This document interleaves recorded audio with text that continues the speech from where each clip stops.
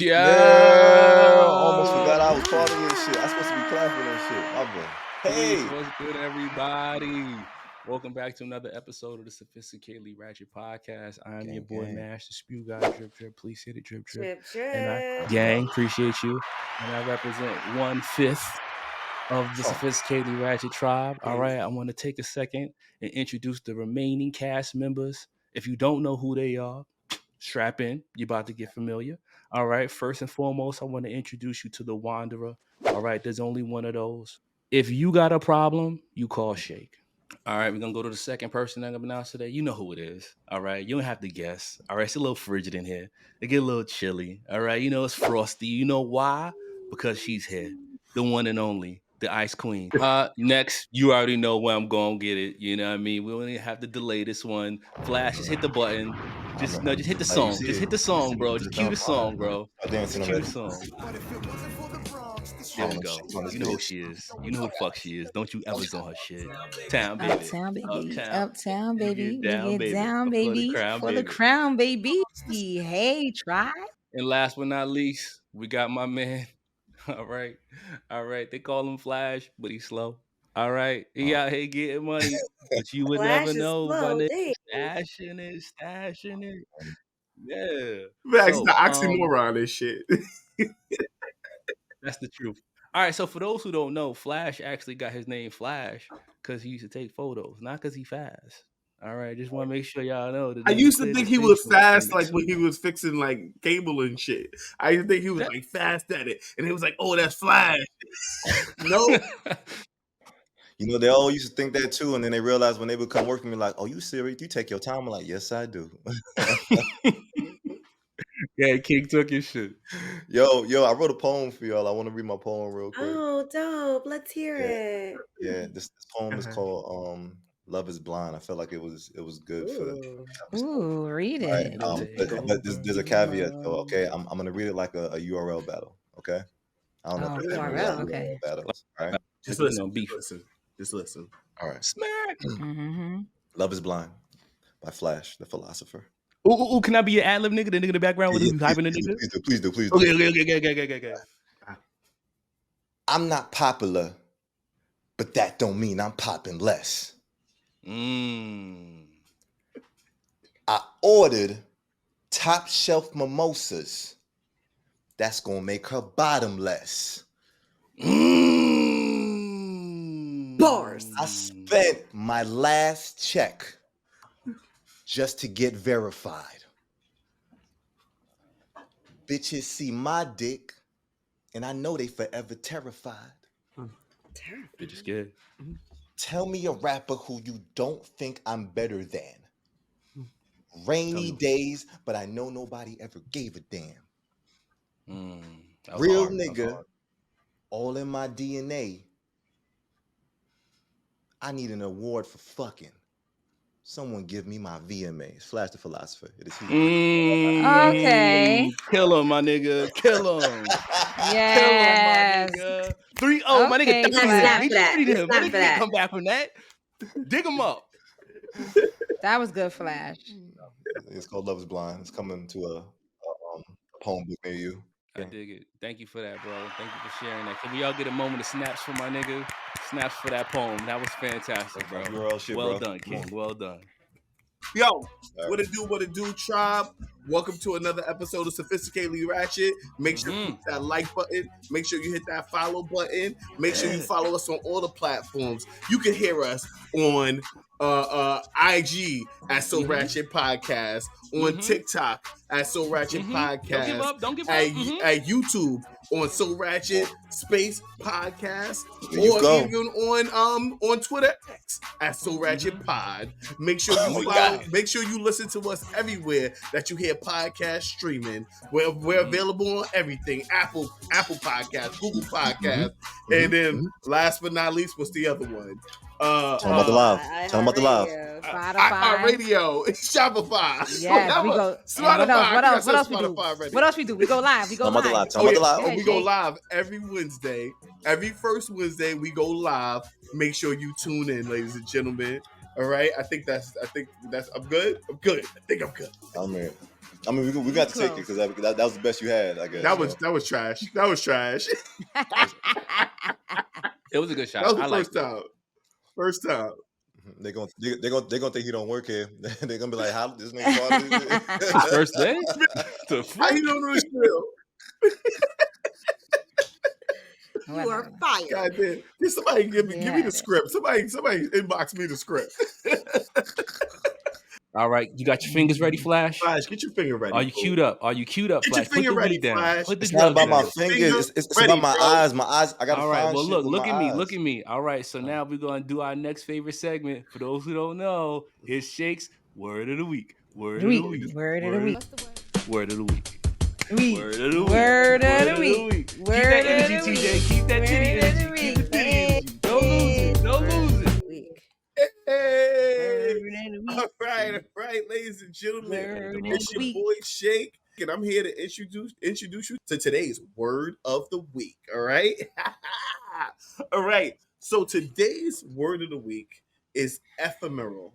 Ephemeral, my fault. Ephemeral. Okay, it's an adjective, and the word means lasting for a very short time.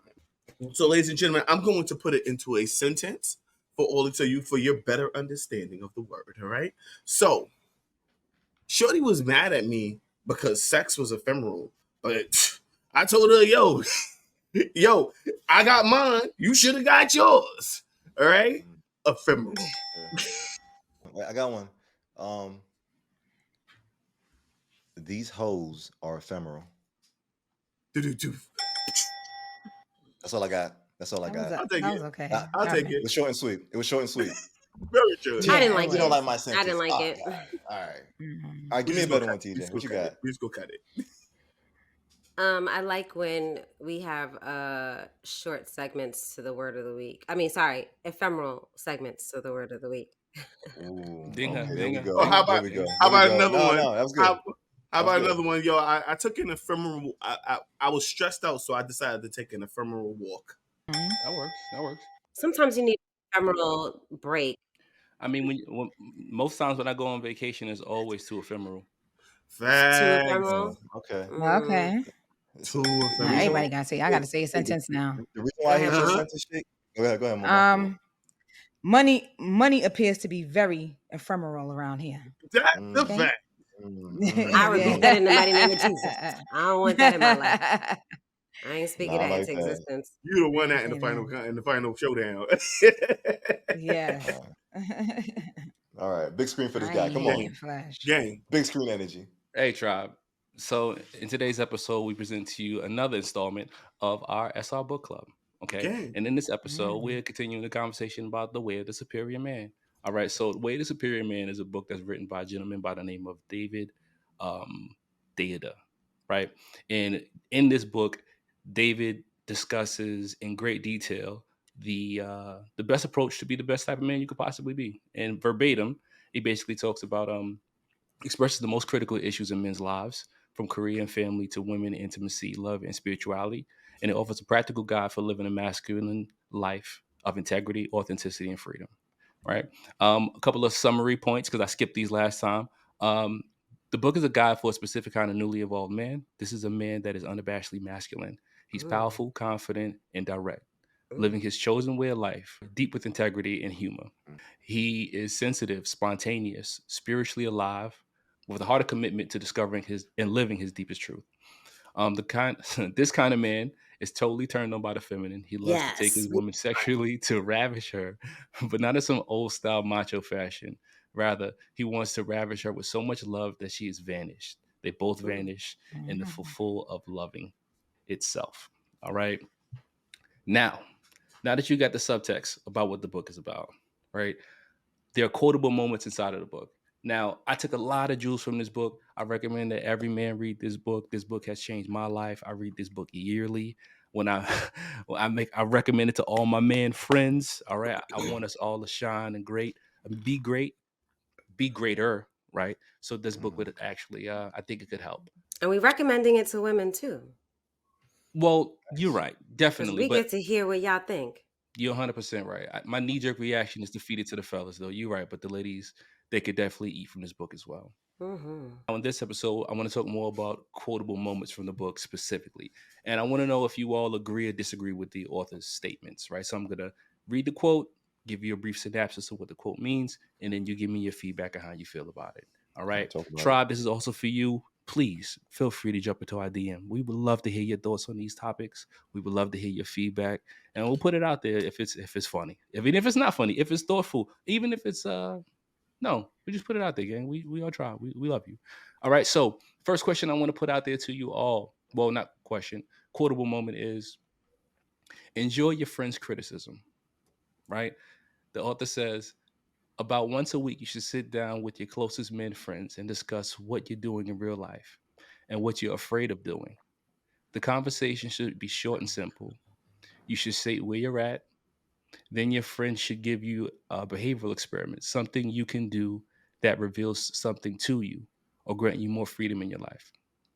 Your close men friends should be willing to challenge your mediocrity by suggesting a concrete action for you to perform that will pop you out of your rut one way or another. And you must be willing to offer to them your brutal honesty in the same way if you all are to grow. Good friends should not tolerate mediocrity in one another.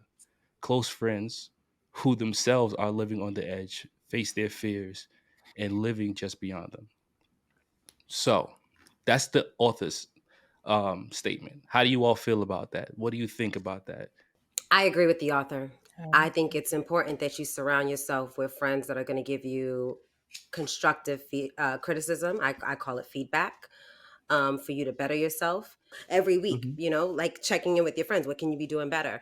I feel like we do that here on the podcast too, when we're challenging each other, when we do our mental health check-in. I think that this is something that men should do and women should do. So I love this. I love that. I don't think that it's a lot like the mental health check-in that we do, because Tribe, just a heads up, before we do an episode every day, we check in with each other. We let each other know how we feeling and how we're how our week is going. This is more of a, I'm telling you what my issues are, and you like giving me feedback as far as how I can improve. You know what I'm saying? We don't really talk about how we can improve. We talk more about, and I'm not saying we don't at all, but that's not the focus. The focus for us is to like make sure we're in a good place to be recording, and also make sure that we're in a good place, period, as friends. But to go to a person specifically and then ask them for, hey, what do you think I'm lacking in right now? You have to be willing to accept that criticism. You have to be willing to accept the fact that your friend is going to be like, yeah, you're not good. You weren't good in that situation right there. You're not going to have somebody just agree with you. It's going to be somebody who challenges you. And this is what he's saying specifically. You find somebody who's going to challenge you, and then you have to be willing to accept the challenge. Now, one thing he also did say was that if you find offense to it, maybe your daddy wasn't around to train you right, because you shouldn't be taking offense to your friends giving you constructive criticism. I don't know if I agree with that, because some people, I feel like, just don't take criticism well. I don't think it's because their father wasn't around, but that's what the author said. He thinks if you can't accept criticism, it's because you weren't raised right as a man.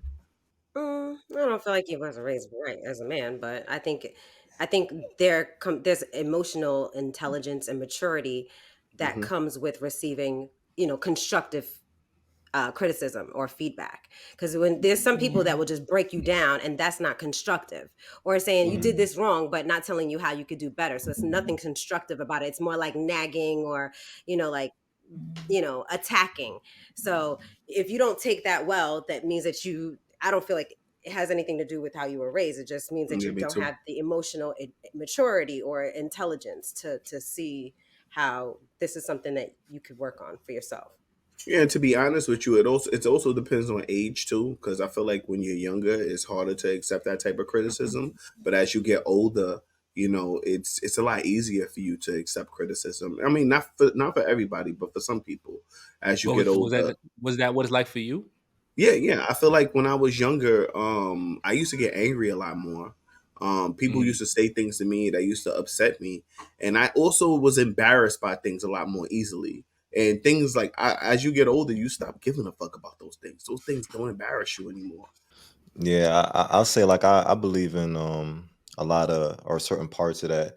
For me, I feel like it's very important that you continue to remain coachable in your life, and that doesn't mean that you just listen to any and everybody. It just means that you understand the level of the things that you don't know, and if you're going to ever get better at something or kind of evolve in the craft, you need to be coachable. I think that's like the first like form of criticism criticism to a certain degree. It's like somebody trying to coach you through something or whatnot, and you have to understand like, hey, yeah, I'm not always the best at things. I think when it applies to friends, I think it's interesting because number one, I have to define what a friend is first for me, because you don't just want to take criticism from anywhere. That's very dangerous in my mind. So I have to have a good enough eye at who this person is and the effect that I allow them to have on my life to be like, okay, you know what? Yeah, I can't take criticism from you. Or maybe I see things in you that I like. And because I like those characteristics, I can take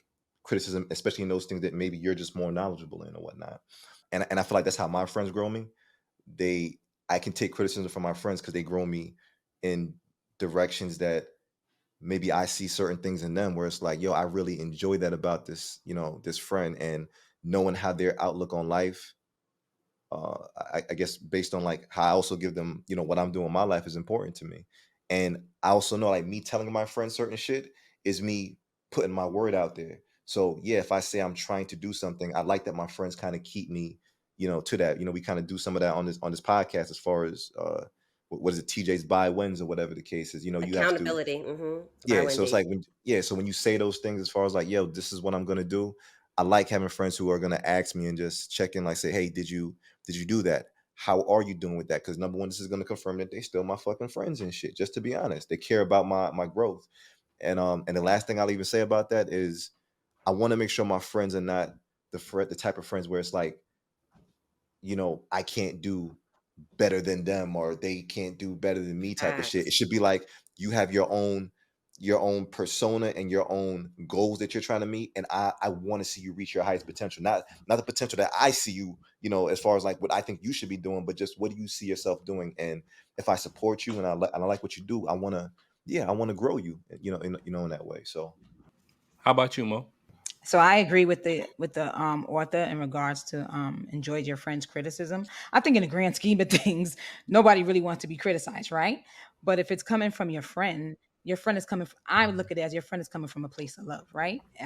Oftentimes, we may not be cognizant of things that we do or that we're not doing. You understand what I'm saying? So if they're bringing it to the forefront and that's your friend, I don't take it as a negative criticism. You take it to work on whatever they're telling you to work on. You know what I mean? And you do that. But like I said, if it's your friend, it should be coming from a positive place. So you're not taking it. You're taking it. They want to see you do better. They're your friend. You want your friend to do better as well. So you just gotta be open to it. And I think because it's criticism, it's hard for people to be open to it because you feel like, oh my, something I did wrong, or I'm not, or like I'm not doing it right. So it's hard to take that because we look at it as a negative thing oftentimes. So but I disagree with you said the part about he said because your father wasn't involved. Yeah, that's what he That said. or yeah, I Allegedly, disagree allegedly, with that. allegedly, No, that's Allegedly, what he said. allegedly. Sure. Okay, well, I remember that allegedly. shit verbatim. I Shake, repeated shake back, it. shake back, shake I'm back, shake sitting there. back. I'm listening to this shit like my dad wasn't around. wait, I talking about kind for of like the last disagree with question? that No, too. the book Well, be that's coming what to he said you. that Yeah, the author said. that's what he Oh, said that the okay. author Maybe I missed said. that part. So Shit. I'm saying I don't necessarily agree with that part of what the author said, if that's what he has Yeah. said allegedly. Got Yeah, you. Yeah. there has to be my fault, Bash. There has to be some reason for the lack of growth in what TJ said as far as emotional intelligence. Like I'm gonna be honest with you, I don't know how my emotional intelligence grows. I feel like it's just like it's me just knowing people a little better as I get older and shit, and understanding people a little better as I get older is how I grow in emotional intelligence.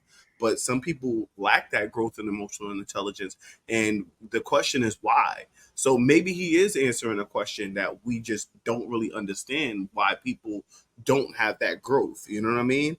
But it's I don't necessarily agree with it because I don't like see it. You know what I'm saying? In everybody, but who hasn't had a dad around. But to be honest with you, you don't know. I mean, maybe he had a real big study group where he was able to figure these things out. But I don't know. I just wanted to add one thing before you go, Mash. I'm sorry. I It's was all going to good. just Cut say him off. that, sometimes we do need to see what we look like. And so when people are giving you feedback, it's an opportunity to kind of see how people are perceiving you. And it's not to say that it's always accurate. It may not be exactly how you feel, but this is the truth of how you're being perceived by others. And so we do need to take some of that into account. But I also want to say for some tribe members that sometimes people are giving you constructive feedback that may not really specifically relate to you, and so you have to use your discernment to see what you want to receive and what you don't want to receive. But just always know that if this is their perception of you, some part of you is showing up in this way. You know what I'm saying? Especially if you see it, multiple people are saying something about you. And I'm complete. I see why you like going last, TJ. Well, once you go He last, you get to body's everybody shit. perspectives, Yeah. right? Yeah. Right before you went, you mentioned perception, Mm-hmm. right? And that is such a big deal. But there were so many good things that everybody said. This statement from the author resonates with me tremendously. And I say it resonates with me specifically because I have a clear distinction between friends and associates, right? My friends are people that I put expectations on, right? And I value those people. So having good male friends, or as he said, friends who are living on the edge, facing their fears, living just beyond them, like, having friends like that forces me to always be living on the edge and doing those things to push myself to be greater, like that. That's why you have to be open to the criticism of those friends, because you know that they have good intentions for you. And criticism does not always have to be a negative thing. Criticism are just critiques. They can be positive, they can be negative. It's just criticism. It's from someone who's sharing their perspective on whatever you ask them about. So you got to be open to receive and process that information. I think that's super important.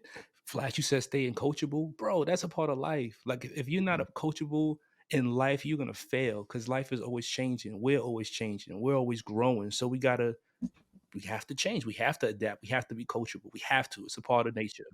Um, before we started this podcast, we were talking about the animal world and how it's so fucking dangerous. Like, there's no apology from Mother Nature. It just happens. So in this world that we live in, you got to be able to adapt. You have to be able to adjust it. You have to be coachable. Somebody said something fire, and I wrote it down.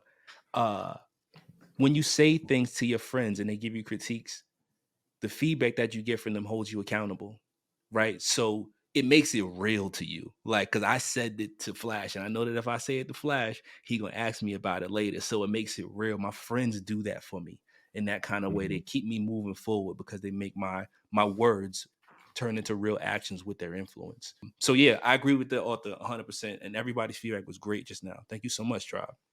The next quotable moment that I would like to touch bases on.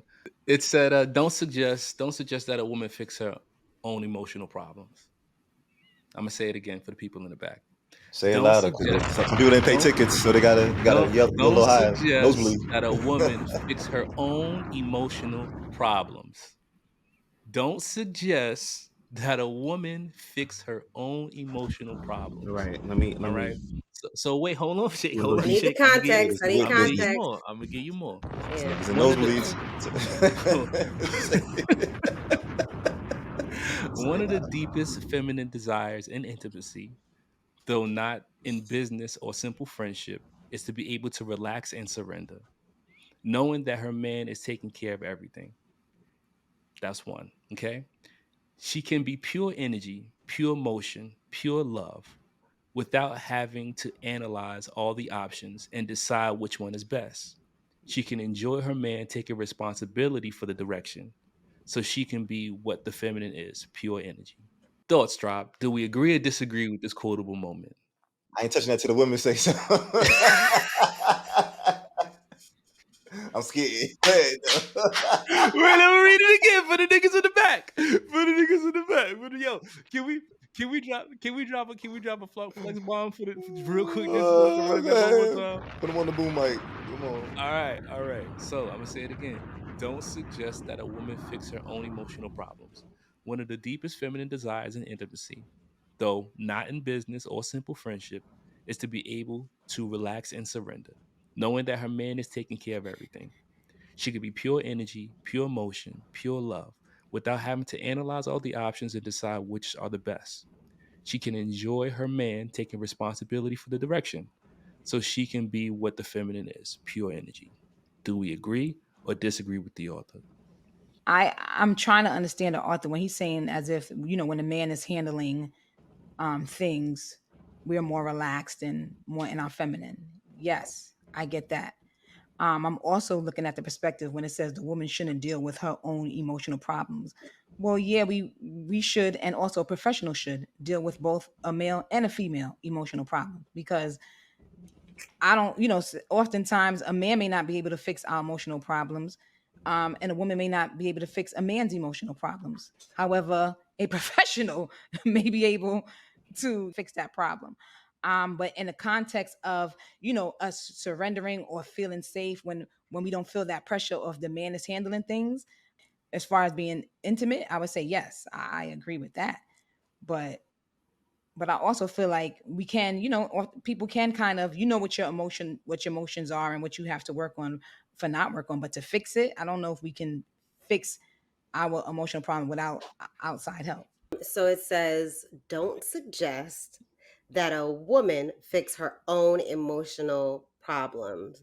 And I disagree with this. And I agree with the way that he put it in the context, like Mo mentioned, like how a man should, be doing everything so that I could just be in my feminine and just exist to support him and to support us and give love and nurture. Like I would love that.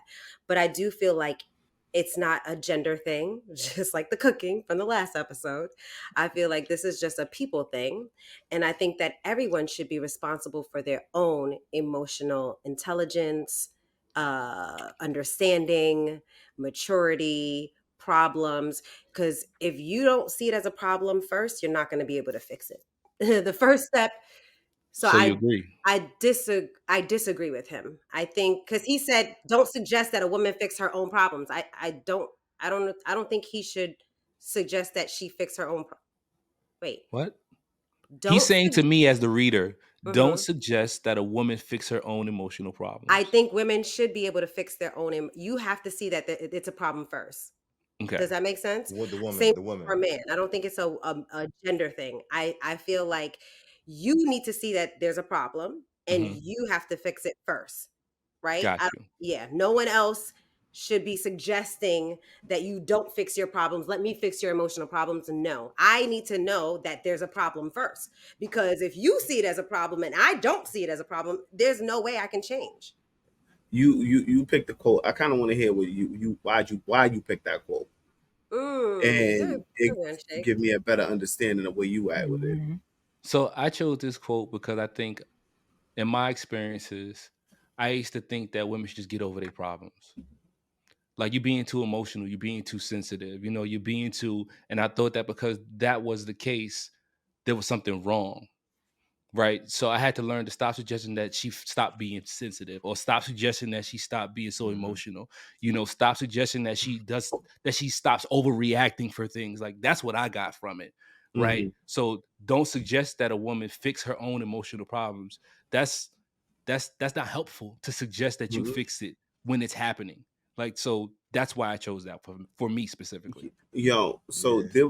there was a whole other episode there was a whole other chapter that I referred to when I first heard the part that you said, and it was that your woman is not a liar, and I hope I'm not jumping ahead. He said that your woman is not a liar. She speaks it. She speaks emotionally. Sometimes she may say things from an emotional point of view, and she may be saying things in the moment, and it's not necessarily because this is how she fit. This is what she thinks, but this is Yeah, I how think she we talked feels about at that. the moment. The next time she says something, it could sound like it's contrary to what she said before. So when I hear what you said, for me it feels like you just need to be more gentle. about telling women about their emotional issues, because sometimes the emotions are a problem. You know what I'm saying? It's not that, it's not for you to fix. It's not for you to suggest her to fix it, but for her to be aware of it, you need to let her know Mm-hmm. about it. Like, this is affecting me in this way, and I wish you wouldn't do that. But, like, you know what I'm saying, you can't make her fix herself, but you do have to make her.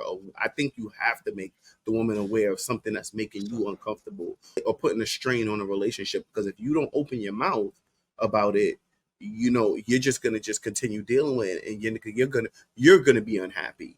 So I feel like it's just being more gentle about how you bring these subjects up to your woman. I just wanted to know, like, so that means you agree or disagree with the author? I agree to a certain degree. I agree to a certain degree, if that's what he meant.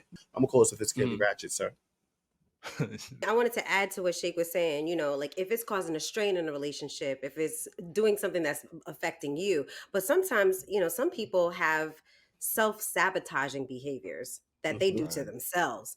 And it's important that you check that when you're in a relationship with someone that's doing that too. You know what I'm saying? So I do think it's important that you let them know, like, these are the things that you're doing, and but they have to be aware of it so that they can fix it for themselves. So I disagree. I still disagree with the author in that sense. Like, people need to be accountable to fix things for themselves. And as a partner, if it's affecting us, if it's affecting you, if it's affecting me, and you see it as my partner, I need to be aware of it so I can fix it for myself.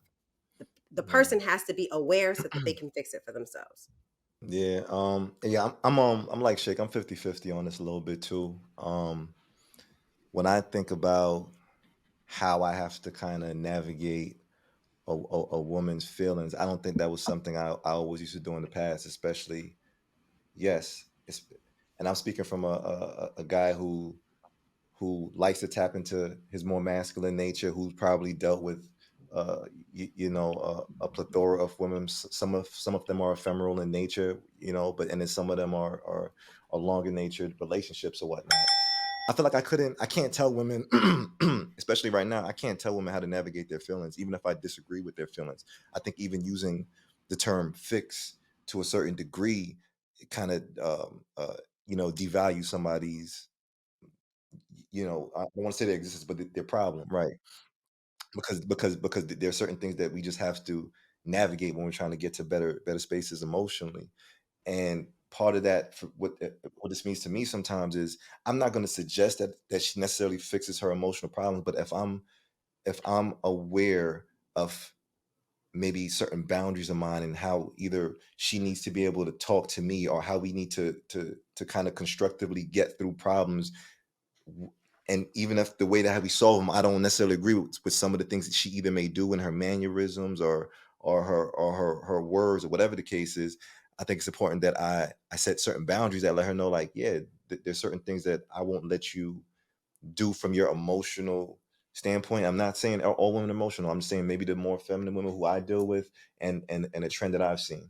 But yeah, maybe there's just certain ways to let her still get off her either problem with something, what she feels like, explaining to you, and this, that, and the third, and being, I guess, open to not only her criticism, which is super important, but I find it hard to criticize women without them sometimes reacting in a way that doesn't benefit any one of us. So I said it to say, like, I try to be, if there's a way I can teach, I don't even want to say teacher, Deliver it. Oh, okay.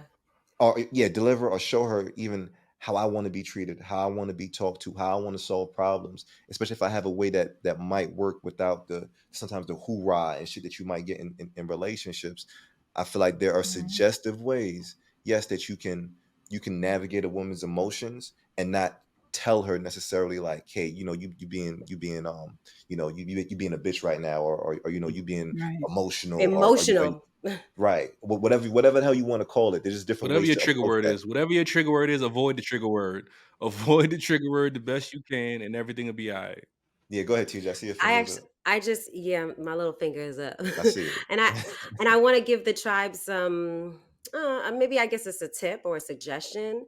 And the first thing, and this is something that I've learned over the years with me doing self-help workshops and reading the books and stuff, is to ask, are you open to feedback? That's number one. Like, are you open to feedback is the first question that you should ask. Because some people are just not open and they're not ready and they don't want to hear shit. And that gives them an opportunity. Because if they say yes, then you say, okay, well, then you can bring up what it is that you're saying. And they know that it's not a criticism. It's not anything negative. It's feedback and it's positive, and I want you to just be open to it. So it opens the door. And then you have to be very mindful of the way that you deliver it. Because a lot of women don't like the word, you just being so emotional, or you nagging me, or whatever, right? Like, so you have to be very mindful of your delivery, and that's the words, it's the tone, it's the energy that comes behind it. You know what I mean? Like, I want to make you better. I want to make sure that you see what I see, and also I want you to see the things that maybe you're not seeing at all, because there's sometimes like you don't even know that this is how you showing up, so Yeah. Exactly. No, I was gonna say delivery is everything. I definitely agree with that. And it's how you say it. We always say it's not what you say, it's how you say it, which is true, because anybody you can take in and acknowledge something somebody's saying by the way that they deliver it to you. You know what I mean? So I definitely agree with that. And like you said, people, you don't know. So you may not know. Everybody's not cognizant of everything. That's why it's a conversation. You know what I mean? And then that will allow the person to be like, wow, I didn't realize that. Or now let me go back and work on these things that you have brought to my attention. So yeah, that's a good gem. definitely. Thanks for that. I want to say so. All right, tribe. Thank you guys for listening to another episode of the Sophisticatedly Ratchet podcast. I hope this sparked your interest in listening to or reading the book, The Way of the Superior Man. It's for women and it's for men, okay? Check us out. Every Wednesday, we drop new episodes. And if you like what you heard, hit the like button right now, hit the follow button right now, hit the subscribe button right now, right now. We're waiting for you. Hit the button right now. Okay, thank you. Thank you for hitting the button, tribe. You can hear us everywhere you hear podcasts: Apple Podcasts, Google Podcasts, Spotify, iHeartRadio, Amazon has podcasts, and you can even ask Alexa to play the Sophisticatedly Ratchet podcast, and she'll play the most recent episode for you if that's what you want to hear. But we have over 160 episodes. Pick or choose whatever you want to hear. Then go on to our social media. We're on IG at So Ratchet Podcast. We're on TikTok at So Ratchet Podcast. We're on Twitter at So Ratchet Pod. On YouTube, every episode has a visual. So if you're listening to us on all the platforms, you can watch us on YouTube at So Ratchet Space Podcast. And we go live every first Wednesday of the month. If you missed that last Wednesday, the first Wednesday of next month is your turn to get in contact with us. We love connecting with you live. It's just a great opportunity for us to just hear from you. We love you. Share us with a friend. And yeah, see you next Wednesday, tribe. All right.